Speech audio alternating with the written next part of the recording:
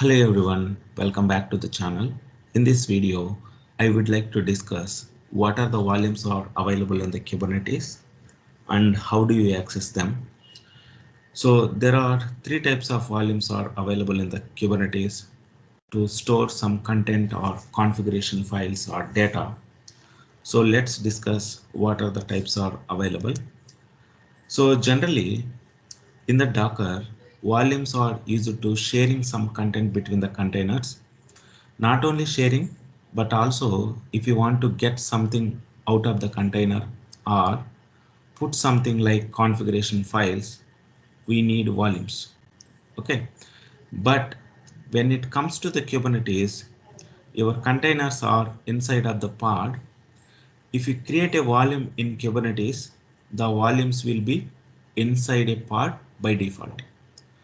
So this is where what we have to now understand is what are the types of volumes you have and how do you access them. Okay, so in the first volume in the Kubernetes is Emptydir. Emptydir volume is used to sharing the some content between the containers inside the pod. Okay, so example, if we create the pod, by default Emptydir volume will be created, and to share data between containers in the same pod you will use Emptydir. And second volume is HostPath. When you want to access the content of the pod or container from the host machine, then that case we can use HostPath volume. This is exactly similar to the Docker where you map the volume to the container in the server. Similar to that, when I create a pod and give folder in the host machine, so the volume will be attached. So that is where whatever the folder mounting in the container will go to the volume, and from the volume it will be available in the host machine, and whatever you put into the host machine it will be available in the container as well. So that is where we can use host path. We can create in the host machine the volume, we can call it as a host path, then we can map that volume to the container. Okay, so whatever the container stored that volume, that will be stored into the host path. Whatever the host path, we will put it like configurations files and all that will be stored into the container. But how do you make sure volumes are persistent? Okay, so because empty they are not persistent. Why? Because it is, if the pod is recreated, it is gone. It is not available actually.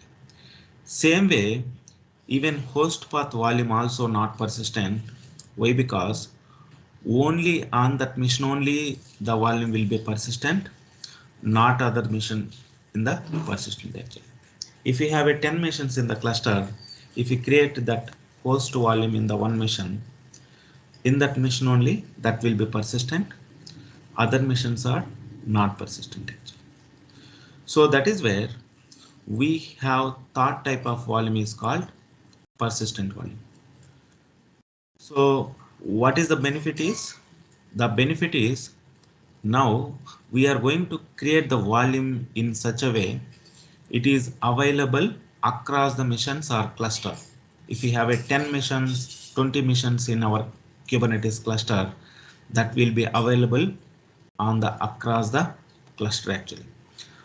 And what we can do, we can keep it, this persistence volume we can keep outside of the cluster like cloud, AWS, Azure or GCP. So in that cloud we can create a separate storage and map that to the volume of the pod. So this is where what will happen, whatever the pod creates and in the volume the container store it, it is going to be stored in the cloud. If pod getting recreated, the data will be getting from the cloud. That means No matter how many times pod getting created, or no matter how many times the servers or cluster got created, it getting the same data available from the cloud. So such kind of volume is called as a persistent volume. So whenever we can use the persistent volume, that will be available across the cluster. Even if we can delete the mission and we can recreate also, the same data will be available in that mission, which is taken from the cloud storage, which is called persistent volume. So could you please go through this video?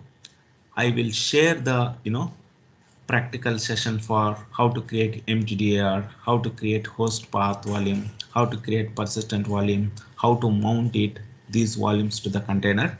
We will discuss in the next session. Thanks for watching.